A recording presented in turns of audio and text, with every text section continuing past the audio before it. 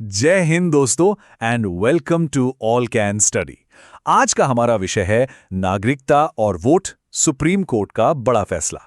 तो आज हम नागरिकता और वोट से जुड़े एक बहुत ही अहम सवाल को समझने वाले हैं। हाल ही में सुप्रीम कोर्ट ने एक ऐसा फैसला दिया है जिसने भारत में वोटिंग के अधिकार को लेकर एक नई बहस छेड़ दी है। चलिए समझते हैं कि इस फैसले के गहरे मायने क्या हैं।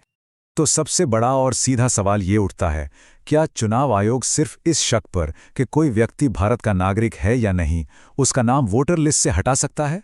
ये कोई मामूली सवाल नहीं है, ये हमारे लोकतंत्र की बुनियाद से जुड़ा सवाल है और इसी पर सुप्रीम कोर्ट में जोरदार बहस हुई।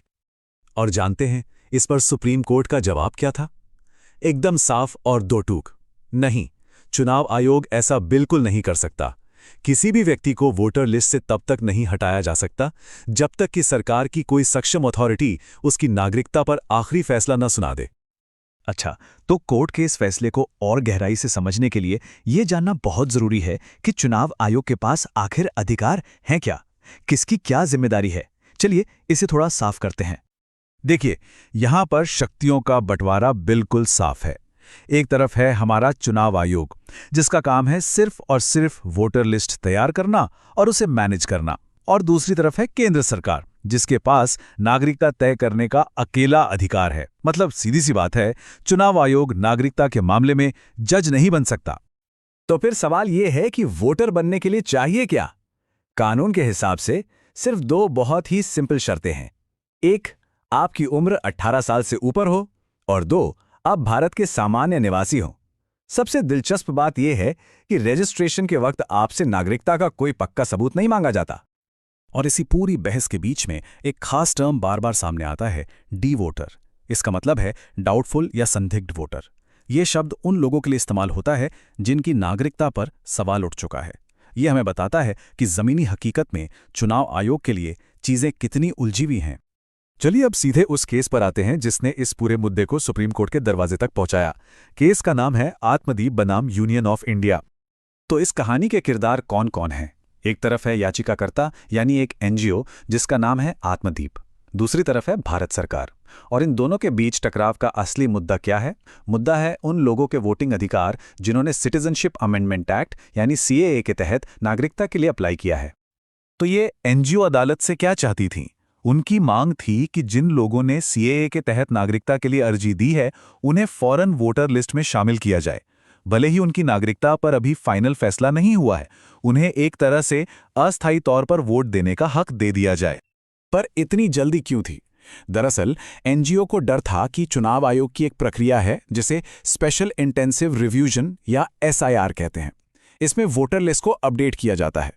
उन्हें लगा कि इस प्रोसेस के चलते इन सारे आवेदकों के नाम लिस्ट से अपने आप कट जाएंगे, और अगर ऐसा हुआ तो भले ही वो बाद में नागरिक साबित हो जाएं, तब तक तो वो अपना वोट देने का कीमती अधिकार खो चुके होंगे।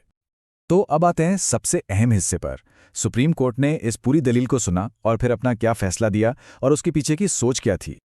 अदालत ने सबसे पहले एक बहुत ही बुनियादी लेकिन ज़रूरी बात साफ की। उन्होंने कहा कि नागरिकता संशोधन अधिनियम यानी सीएए आपको सिर्फ नागरिकता के लिए अप्लाई करने का अधिकार देता है, ये अपने आप में नागरिकता नहीं दे देता। इन दोनों बातों में ज़मीन आसमान का फ़र्क है।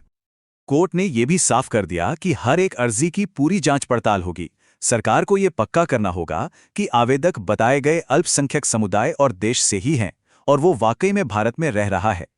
जब तक कोई सक्षम अधिकारी इन सब बातों की पुष्टि नहीं कर देता, तब तक कुछ नहीं हो सकता। अपनी बात को और अच्छे से समझाने के लिए चीफ जस्टिस सूर्यकांत ने एक बहुत ही सटीक कहावत का इस्तेमाल किया। उन्होंने कहा, आप घोड़े के आगे गाड़ी नहीं लगा सकते। और इस एक लाइन ने सारी बात साफ कर दी। मतलब बिल्कुल सीधा है, पहले आपको नागरिकता हासिल करनी होगी, जब वो मिल जाएगी सिर्फ उसके बाद ही वोटर लिस्ट में नाम जुड़वाने का सवाल उठेगा। जब तक आप नागरिक ही नहीं हैं, वोटिंग का तो सवाल ही पैदा नहीं होता। तो अब आगे क्या? सुप्रीम कोर्ट के इस फैसले के बाद भी कुछ सवाल हैं जो अभी भी हवा में हैं, जिनका जवाब मिलना बाकी है। याचिकाकर्ता ने कोर्ट से एक और गुजारिश की थी। उन्होंने कहा कि सरकार के लिए इन अर्जियों पर फैसला लेने की कोई समय सीमा तय कर दी जाए, ताकि ये मामले सालों साल लटके ना रहें। लेकिन कोर्ट ने कोई भी डेडलाइन तय करने से मना कर दिया। डेडलाइन देने के बजाय सुप्रीम कोर्ट ने केंद्र सरकार को एक औपचारिक नोटिस जारी किया और इस मामले पर जवाब मांगा यानी अब गेंद पूरी तरह से सरकार के पाले में डाल दी गई है। तो अंत में हम उसी सबसे बड़े सवाल पर वापस आ जाते हैं। जब तक सरकार इन अर्जियों पर कोई फैसला नहीं लेती, तब तक वोटर लिस्ट में शामिल होने का इंतजार कर रहे इन सीए आवेदकों का क्या होगा? उनका स्टेटस क्या है? ये वो सवाल हैं जिसका जवाब हमें भविष्य में ही मिलेगा। ऐसी ही जानकारी के लिए सब्सक्राइब कीजिए ऑल कैन स्टडी को। Thank you. चलिए नेक्स्ट वीडियो पे मिलते हैं।